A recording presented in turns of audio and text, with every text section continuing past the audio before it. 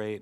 Let me start by highlighting national security concerns. Border Patrol recently arrested 2 Yemeni men at our border who were on the FBI terror watch list and no-fly list. It's my understanding one of your field offices interviewed them. What was gleaned from that interview or interviews?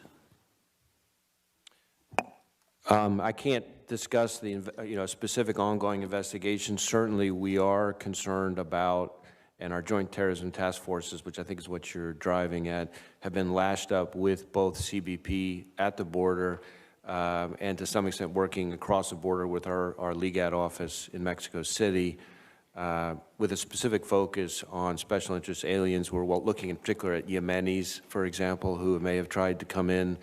But I'm not sure there's anything I can share about specific interviews in this kind of setting. People from countries of particular concern for terrorist activity, you mentioned a few of them, Yemen, Pakistan, Somalia, Iraq, Syria, Afghanistan, and Iran have been coming.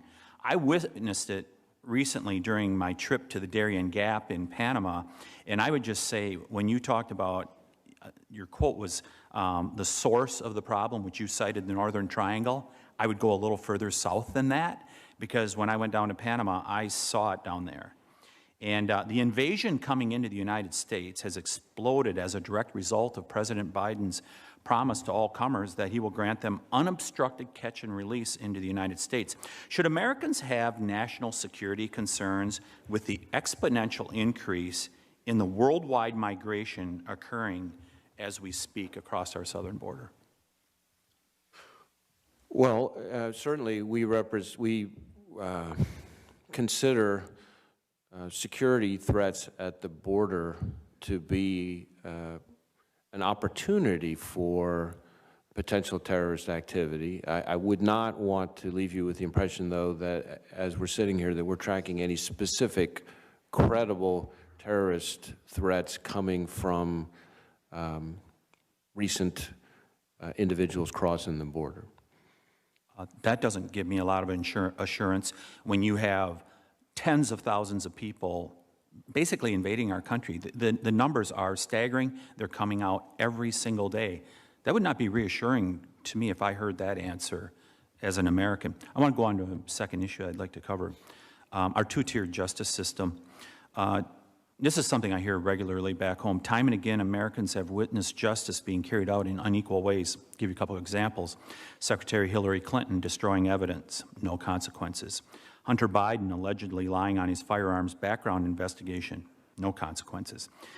FBI attorney, former FBI attorney, you probably know, Kevin Kleinsmith, getting probation for lying in order to secure renewal applications to the FISA. And on top of that, we have the amorous couple, Page and Strzok, who I'm sure you know, that were actively trying to put their fingers on the scales in an election in 2016. None of these citizens had their homes raided, but they all have one thing in common. They're Democrats. Conversely, your agents have approached conservatives very differently. They've executed dramatic raids on the homes of Roger Stone, Paul Manafort, Rudy Giuliani, and were negligent in the investigation of General Flynn. These citizens all had one thing in common: they're Republicans. I'm leading to a question that happened here in Wisconsin. A man named Burnell Trammell was murdered in broad daylight in Milwaukee last year. His sin was he was a Trump supporter. Now, earlier, when you heard some people listing examples of minorities who have been killed here in the United States, which is a terrible thing, they never mentioned Burnell Trammell, African-American man from Milwaukee, well known for going around his neighborhood, wearing a Trump shirt, showing a Trump sign. No one ever mentions him. It's my understanding his murderer is still at large, and the local government has remained quiet on this matter, despite actively encouraging anti-Trump rhetoric and protests all last year. A request was made to launch a federal probe into Mr. Trammell's murder, as it seems to have been politically motivated. Director Wray, have you answered that request and investigated that politically motivated hate crime of Burnell Trammell? I'm not sure that I can address that in this setting. Certainly, I'm happy to follow up with our Milwaukee office to see what the status of that particular issue is. I don't know the circumstances well enough to be able to speak to it. I can assure you that we have one standard, and I've been crystal clear with our folks about that, and that's the way it's going to be as long as I'm FBI director. I hope. Gentleman's time has expired. Ms. Demings? Thank you. I yield back.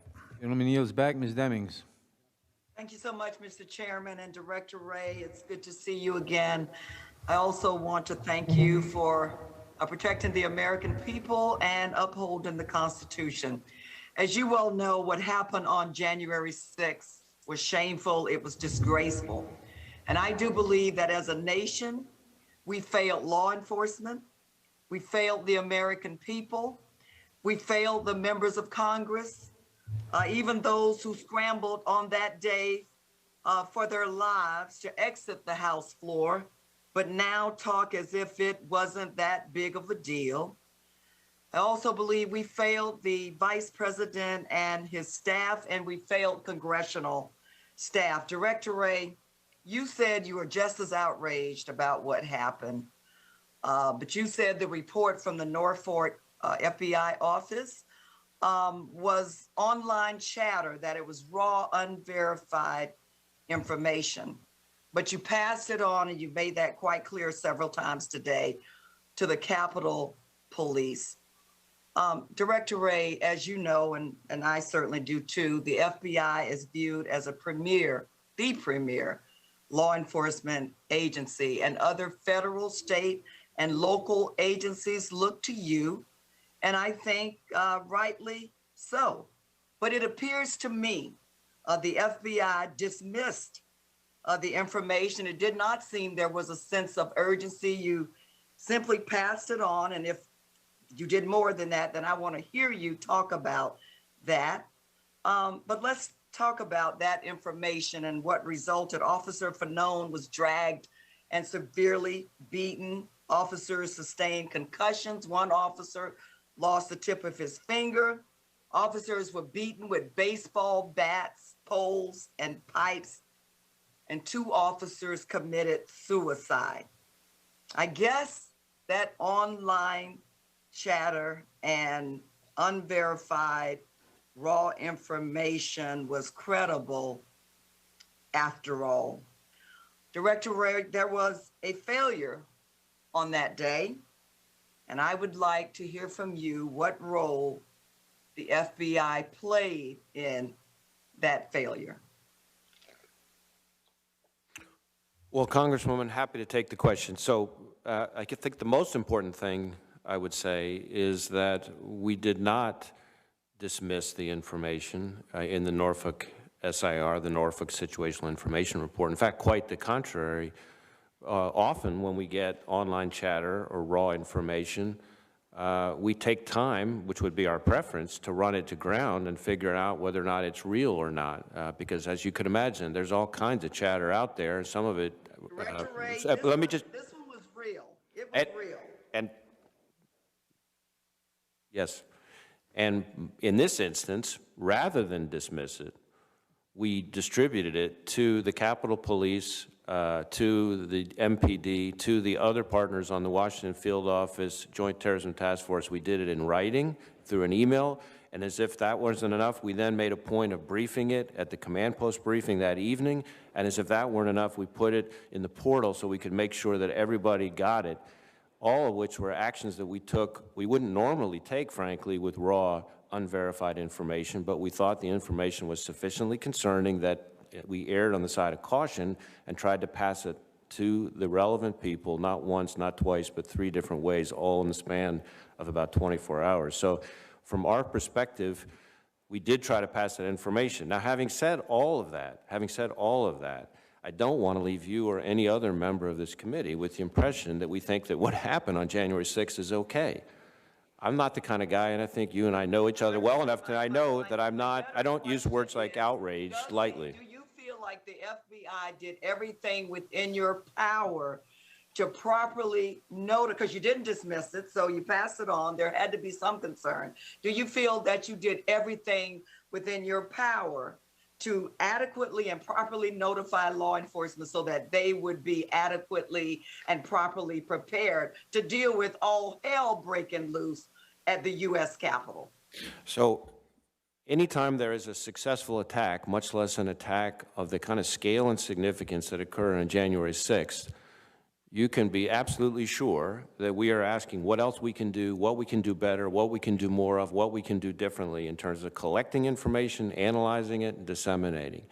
I'm not aware of information that we didn't share that we should have. I am concerned that we need to get better and better at developing human sources to be able to anticipate acts like this in the future. And so that's one of the things that we're looking at, but we're going to be looking at a whole slew of things because our goal is to bat 1,000, and we do not consider what happened on January 6th to be remotely acceptable. And we're determined to do our part with all of our partners to make sure it never happens again.